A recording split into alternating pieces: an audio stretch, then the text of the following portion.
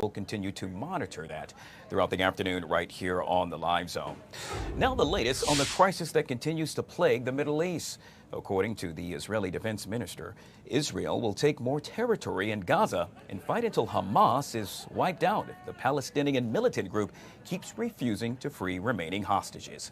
Joining us now to discuss this and so much more is Mr. Harley Lippman, foreign policy expert, back here on the Live Zone. Good to see you, Harley. Welcome back to the show.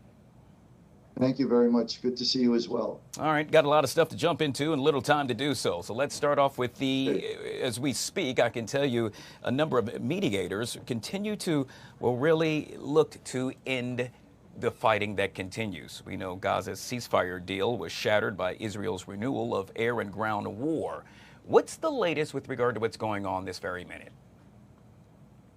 Yeah, Israel has said to Hamas by way of mediators that Israel will stop fighting once they get their people back. We seem to forget what this is all about. Hamas crossed the border of a country and took women who were hiding under beds, screaming on their phone with their mothers, saying they're coming for me, and the mothers are crying as these people were taken. An 84-year-old grandfather, a 1-year-old child. They took these innocent people from their beds and brought them to Gaza. And there's still about 60 of them left. Of that, about half of them are dead. And they're living in hell. So what this is about is give Israel back their own people. People forget that this is what caused all this. There wouldn't be one Palestinian child dead or any Palestinian civilian dead if Hamas and the local population didn't cross the border into Israel, rape, torture, and murder. So Israel just wants their people back. Yeah, obviously the carnage continues to pile in something that we all want to see come to an end in the very near future. We know the Israeli military said last week that its forces had begun a focused ground operation in the central and southern Gaza Strip. I got to ask, Harley, what steps, if any, are being used to protect innocent civilians caught in the crossfire? Yeah, that's a good question. You know, Israel is telling Gazans, Palestinians, when they're going into an area to evacuate. They're announcing it through literally tens of thousands, not hundreds of thousands of text, messages, announcements, all in Arabic, telling them they're in danger where they are and they need to relocate to a certain place. And if they relocate to a certain place, there is food, there's medical services, and there is relative safety. So Israel is really going out of their way to minimize civilian casualties.